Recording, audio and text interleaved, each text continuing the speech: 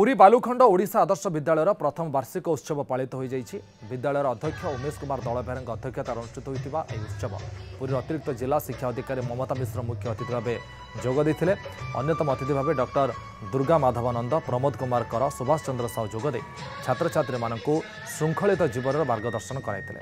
वरिष्ठ शिक्षयित्री निवेश्वेता सावत विद्यालय वार्षिक विवरणी पाठ करते। जिला राज्य और जातीय स्तर में विभिन्न प्रतियोगितार अंशग्रहण कर कृतित्व अर्जन कर छात्र छात्री मानू अवसर में अतिथि मैंने पुरस्कृत करते। छात्र छात्री मान द्वारा नृत्य संगीत और नाटक परिवेषण कर एटा हमर वार्षिक उत्सव पालन करा जाउची आदर्श विद्यालय पुरी सदर प्रथम वार्षिक उत्सव।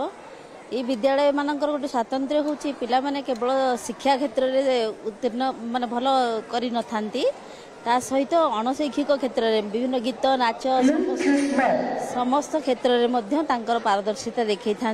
एठी आदर्श विद्यालय पिला मानकर सर्वगुण बाहर करिबारे समस्ते एठी कुशली भाव में समस्ते लगी पड़छंती। जो पिला मानक पाखरे जो निहित गुण अच्छी किए क्रीड़ा किए खेल किए नाच किए गीत किए पाठ ए सब क्षेत्र में पिला मानक आमे सुजोग देचु एवं पिला माने तांकर निष्ठा देखैछंती ता पराकाष्ठा देखैछंती से माने पुरस्कृत होइछंती। एटी पाठ पढ़ा सहित नाच गीत चित्र खेलकूद सबू क्षेत्र में पिला मानकू जातीय एवं अंतर्जातीय स्तर पर प्रिपेयर करा जाउची।